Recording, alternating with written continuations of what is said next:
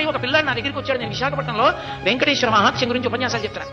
నేను వేదిక దిగి ఇంటికి వెళ్ళిపోతుంటే నా కభాలన కాళ్ళ మీద పడి ఒకే ఒక్క క్షణం నీతో మాట్లాడచ్చాను. నాకు అతని ముఖం చూసి అతను నీతో చాలా ఉత్కంఠతో ఉన్నాడని, ఏం కావాలన్నాడు. మీరు చెప్పినంత నమ్మకంతో నిలబడితే వెంకటేశ్వరుడు పిలుస్తాడా దర్శనానికి అన్నాడు. నేను హామీ, ఖచ్చితంగా పిలుస్తాడు. నేను మీరు చెప్పినట్టు బతికి చూస్తాను.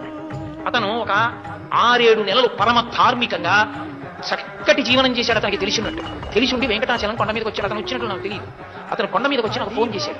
ఏమని ఫోన్ చేశాడంటే, నేను కొండ మీదకి వచ్చాను, మహాలఘు దర్శనం జరుగుతోంది, నిన్ను నమ్మి ధర్మాన్ని పట్టుకున్నాను.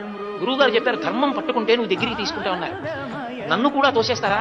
నన్ను దగ్గరికి రానివ్వవా? నువ్వు నన్ను దగ్గరికి రానివ్వకపోతే ఇక నా శేష జీవితంలో ధర్మం పట్టు. నువ్వు నన్ను ఇవాళ దగ్గరికి తీసుకుంటే నా ఆఖరి ఊపిరి వరకు ధర్మం అవుతాను, నీ ఇష్టం అనుకున్నానండి. అకస్మాత్తుగా ఎవరో వచ్చి నన్ను పిలిచి, ఏమండి హుండీ లెక్క పెడుతున్నప్పుడు కాసేపు అక్కడ నిలబడి చూడాలి, అదేదో ఒక ప్రత్యేకమైన విధి ఉంటుంది భక్తుల్లో కొంతమందికి, నేను ఇప్పుడు చేయలేదు, నాకు తెలియదు, అలా ఉంటుంది అని చెప్పి నన్ను పిలిచారండి. పిలిచి కొంతసేపు నేను ఆ సేవ చేసిన తర్వాత, అలా చేసిన వారికి దర్శనం ఉంది బాబు అని లోపలికి తీసుకెళ్లి దర్శనం చేయించి పంపించారు. గురువుగారు నా ఆఖరి ఊపిరి వరకు నేను ధర్మం మొదలుపెట్టాను. నాకు అర్థమైంది, ధర్మాన్ని 6 నెలలు పట్టుకుంటేనే నన్ను అనుగ్రహించిన స్వామి నా జీవితాంతం పట్టుకుంటే నన్ను గుండెల్లో పెట్టుకుంటాడు. కాబట్టి నాకు ఇంకేం వద్దు గురువుగారు, నేను ఎంత పెద్ద పదవిలో ఉండనివ్వండి, నేను చేసే సంతకం ధర్మచక్రంలోకి ఇముడుతుందా అదొక్కటే చూసి పెడతా. నేను బతికితే ధర్మానికే బతుకుతున్నానా, నేను శరీరం వదిలిపెట్టేస్తుంటే ధర్మానికి వదిలిపెట్టేస్తున్నానా?